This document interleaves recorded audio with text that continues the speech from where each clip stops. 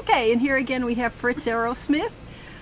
Throughout a period of about 20 years, he and his wife Marjorie owned 3 newspapers, Solon Economist, the Wilton Advocate, and the Durant News, all in Iowa. And in 1969, they sold everything, moved out to California, and opened a print shop. And Fritz, basically through that period of time, has experienced the shift in the printing business and therefore the newspaper business that he's going to tell you about now. We moved to California in 1969, and just in time, it was hard for a letterpress printer to find a job.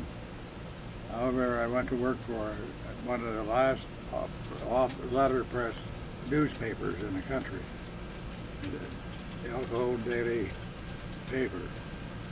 And I worked there for about approximately a year when they decided they were going to go offset too, like all the rest of the newspapers.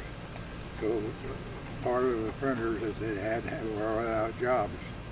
And I found at that time how much change there had been, because it was very hard to find for a letterpressman to find a job, because everything was offset, small offset. There was dozens of small offset print shops around the country. So in 1985, my wife and I bought a little print shop that was very run down, and bought a new typesetter, new style typesetter, which is a far cry. It was very advanced, but very far cry from the ones they have nowadays. It occupied a lot of space, had a keyboard, and you set the type by photography, but then you had to develop it and paste it up what you wanted to print. And that went on for several years. We set type for many small print shops around the country. Most of them you just had one little offset press or something. But we set type for them, and besides the other printing we were doing. And in 1985 we sold that. 1981. So when did you buy it? I guess we bought it in 1975. Right, yeah. Yeah. And sold it in 81. We sold it in 81, and retired primarily because we were both 65, and we started traveling. But it was just amazing, the transition from letterpress to offset printing.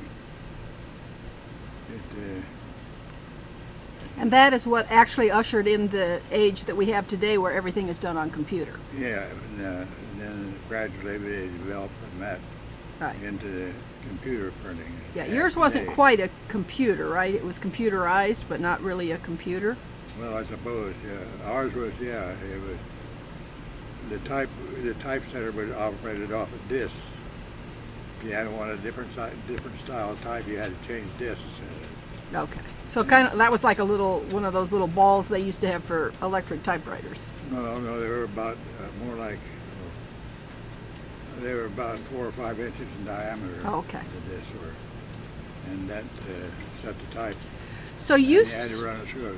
So when you started out in the printing business, there were people who were still hand setting, literally taking each letter and putting it in by hand. Right. And when you ended up, computers had taken over. So your career has really scanned the entire history of printing.